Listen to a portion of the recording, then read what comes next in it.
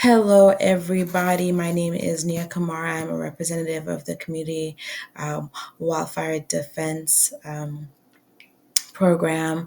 As part of our grant proposal, I would like to put together this presentation that depicts the impact of California wildfires on Indigenous communities. Thank you for your time. Just starting off, just a little bit in terms of the abstract. Climate change for sure has proven to be disastrous in terms of its impact on ecosystems, human health, disrupting economic and social systems. One of the most evident effect has been the frequency and severity of the wildfires in California. That, of course, does not discriminate in terms of the people that are impacted. However, California's indigenous communities are more disproportionately impacted due to rural residencies, long-standing inequities, and a lack of inclusion in policy making.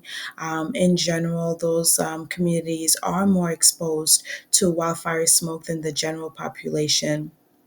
And of course, this is due to their location in rural, more remote reservations that make their communities more prone to wildfires. And then, of course, greater levels of vulnerability due to socioeconomic barriers make it especially hard for these communities to recover after a large wildfire. And this part just depicts exactly what I just previously discussed. They are definitely more adversely affected. They are more disproportionately, they face more disproportionate harm from wildfires because they do experience higher exposure to smoke.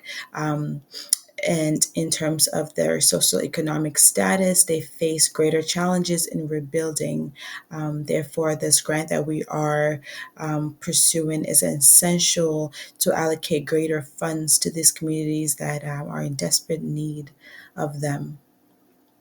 This just discusses a little bit of the background, the topography of it, the harsh weather conditions, the drier conditions that predispose California and certain parts of that state to wildfire occurrences that are proven to be disastrous due to their severity and their frequency. And just reiterating in terms of adverse effects, of course, wildfires are not only catastrophic environmentally, but they do have socioeconomic impacts as well as severe negative consequences for human health. This image just depicts some of the things that occur as a result of wildfire smoke inhalation. It can cause an exacerbation of respiratory diseases such as asthma, chronic obstructive pulmonary diseases. It can also lead to irritation of the eye, nose, throat, and lead to adverse health outcomes, and even noted to possibly lead to a heart attack as well due to the severe compounded effects of it. So the results, the adverse effects are quite far-reaching and devastating indeed. Just to discuss a little bit more of some socioeconomic disadvantages that are faced by this community, by these communities. The poverty rate for Native Americans in California is about 18% compared to 8% for white individuals in the state. And due to this, there is less capacity to adapt to or mitigate climate change that is fueling these wildfires. Therefore, they're inevitably disproportionately impacted when an emergency crisis such as a wildfire does occur. It is very difficult to recover and recuperate after such losses.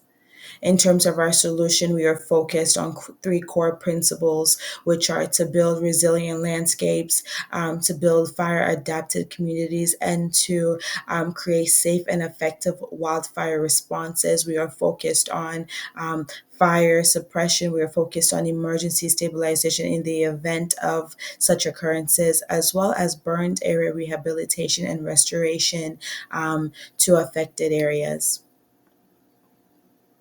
Some solutions. We have solutions that are quite ranging. One of them is traditional, and this is the cultural burning, as Native tribes would call it. This is a methodology that has been employed for hundreds of years, where certain forestry, certain landscapes are intentionally burned to cause them to be more fire adapted, preventing out of control blazes.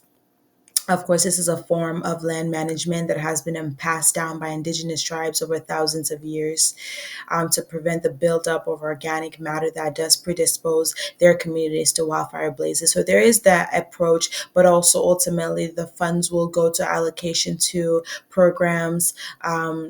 And education, in terms of preparation, because that is poor and is lacking, and is one of the areas that is causing such adverse effects, because there is a poor preparation, because there is lack of funds, there's lack of resources. So this grant proposal will definitely go to building a greater task force, educating the community members on prevention, and as well as reaction in the event of such occurrences happening. In terms of evaluation, we will be keeping a close eye on, of course, program implementation, program execution, as well as program evaluation. In terms of that, we'll be periodically at evaluating the effectiveness of these wildfire mitigation efforts. They'll be evaluated through three main components. They'll be evaluated from a standpoint of process evaluation, where we will continue to evaluate the program itself. We will evaluate based on impact evaluations, as well as outcome evaluations, to see the readiness of the communities in which you and others will be investing into. In conclusion, this grant will go to a great cause.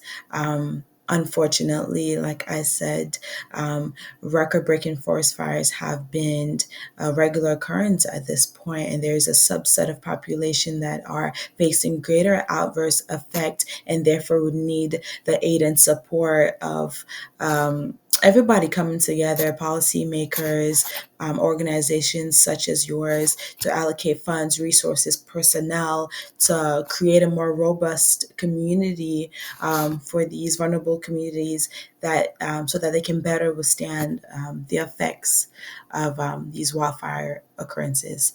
I would like to thank you for your time, and I would like to thank you for your consideration.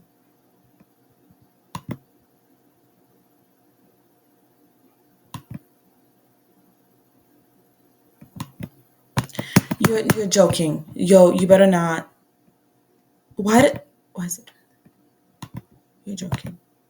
No, no, no, no. Tell me you're joking. Okay.